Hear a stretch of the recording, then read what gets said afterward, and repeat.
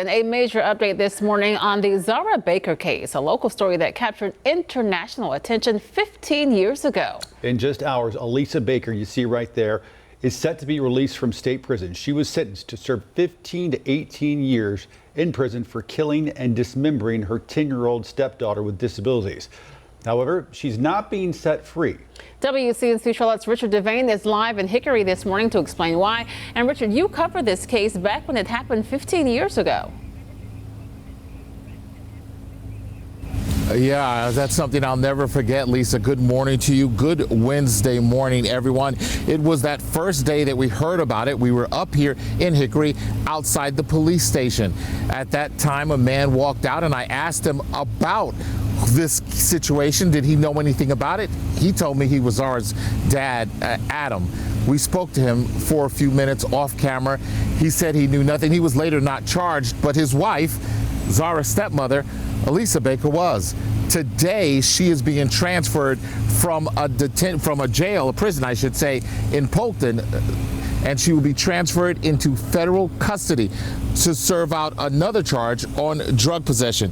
But today we think about Zara, whose face you see right there, the young girl, 10 years old, from Hickory. She was reported missing in October of 2010. She was born in Australia, and her dad came here to America. She faced numerous challenges in her young life, including she lost her leg and a part of her hearing to a disease. Then one day she went missing. It was reported, they searched for her, couldn't find her. Her mother eventually was arrested and charged with her disappearance. She later pleaded guilty to second-degree murder, and as well as other charges. She was sentenced, that's Elisa Baker, to 18 years in prison. That case led to widespread calls for child welfare reform, highlighting the need for stronger protections of children who were vulnerable at the times. Baker's memory, of course, all over. People say they'll never forget the young girl whose face they only saw, fortunately, through a couple of media captures on video, but she captured the hearts of so many people. As we come back here live, we can tell you this is the park that was named for her, Zara Baker's Park. This is Aquinas Field right here in Hickory. It's a place where children who have certain limitations, disabilities, can come and enjoy themselves. It's a playground for all children to come and enjoy.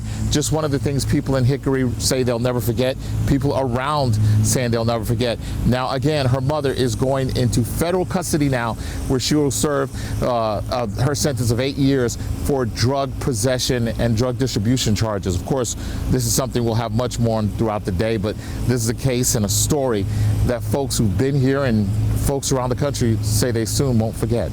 We're in Hickory, guys. We'll send it back to you. Yeah, Richard, I mean, you've been here, I think, about 20 years. I think you know few stories have garnered the attention that the Zara Baker case did. In your mind, what stands out to you most about that case? What sticks with you? As reporters, we cover these stories, and there's parts that will never leave you because it becomes a part of what you are. Well, as unfortunately other stories that I've covered over the years, Zara was just a few years younger than my daughter at the time. So it touched me personally.